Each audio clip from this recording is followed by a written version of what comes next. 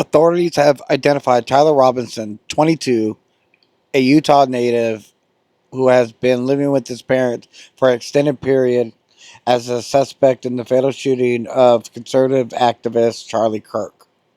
Robinson was taken into custody on September 12th after a family member recognized him from the surveillance footage, a development officials described as critical in ending the nationwide search. Good morning, ladies and gentlemen.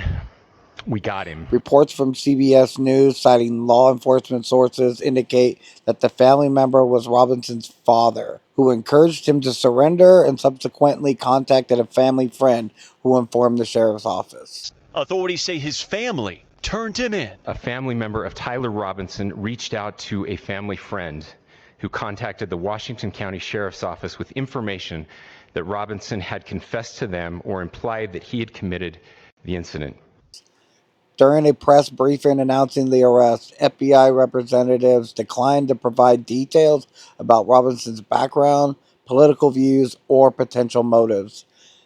Noting that the investigation is still ongoing, we are confident to have the right individual in custody, an FBI spokesman said, but we are continuing to gather information to understand who he is and why he acted.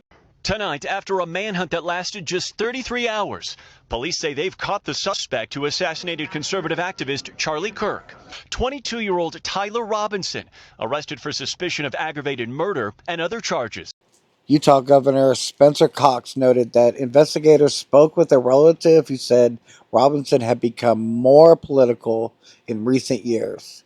The same source reportedly described a dinner conversation prior to the attack in which Robinson expressed negative opinions about Kirk, calling him full of hate and referencing Kirk's upcoming event in Utah Valley University. They discussed their disagreements with his viewpoints, Cox said. Utah's governor says family members told them Robinson recently brought up Charlie Kirk's upcoming visit to the Utah Valley University's campus, saying he did not agree with him. In the conversation with another family member, Robinson mentioned Charlie Kirk was coming to UVU. They talked about why they didn't like him and the viewpoints that he had. Public records reviewed by the BBC indicate that Robinson had previously registered as an unaffiliated voter in Utah. His parents, Matthew Carl Robinson and Amber Denise Robinson, are both registered Republicans. Robinson was not a student at the site of the incident, though records suggest he briefly attended Utah State University in Logan for a single semester in 2021, possibly studying engineering. A photo from that year shows him holding an acceptance letter in front of the university sign. Robinson lives in Washington County, Utah, and is currently a student at Dixie Technical College, where he's in the electrical apprenticeship program. Congratulations. Video from 2021 shows Robinson reading a scholarship letter from Utah State University, which he attended for one semester. Approximately 32,000. Shell casings linked to the case featured inscriptions referencing internet trolling and memes. Another unfired casing read, "If you read this, you are LMAO." Also referencing trolling. Other casings may suggest sympathies with Antifa, the loosely organized anti-fascist movement.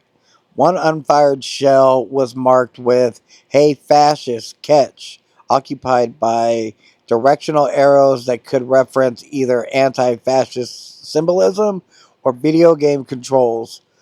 Though authorities have not confirmed the significance, a second casing was inscribed with lyrics from a World War II era song, Bella Cio, which honors Italian resistance fighters against Nazi Germany. With the lyrics of an anti-fascist song from Italy. That's a piece of evidence that is not normal, and so it shows there was some kind of intent there to deliver. Authorities say Robinson was active on Discord, a social media platform popular with gamers and various communities. His roommate reportedly shared messages from a user named Tyler, discussing a rifle, drop point, and instructions on retrieving the hidden weapon. Investigators also interviewed Robinson's roommate, who showed them messages they say Robinson wrote on the platform Discord, saying he needed to retrieve a rifle left behind. a message referring to having left the rifle wrapped in a towel. The messages will refer to engraving bullets. Discord tonight saying it has found no evidence that the suspect planned this incident or promoted violence on Discord. This morning, President Trump announcing the arrest. I think with a high degree of certainty, we have him in custody. The head of Utah's DPS telling me their investigation is far from over. Is it your belief that Robinson is the sole perpetrator in this case? We are very confident that Robinson was the only shooter at this scene. Robinson remains in custody as prosecutors prepare formal charges. Officials have described the investigation into his background, motives, and potential affiliations as one of the most significant political killings in recent U.S. history. Authorities say Robinson arrived on campus earlier than initially thought at 8:29 a.m. wearing a t-shirt and shorts, only to leave and return in a different outfit.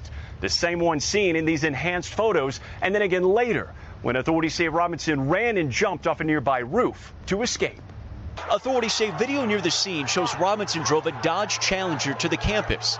Today at the family home, a Challenger was seen parked in the driveway. Tonight, family, friends, and neighbors left stunned. And I feel for his mom.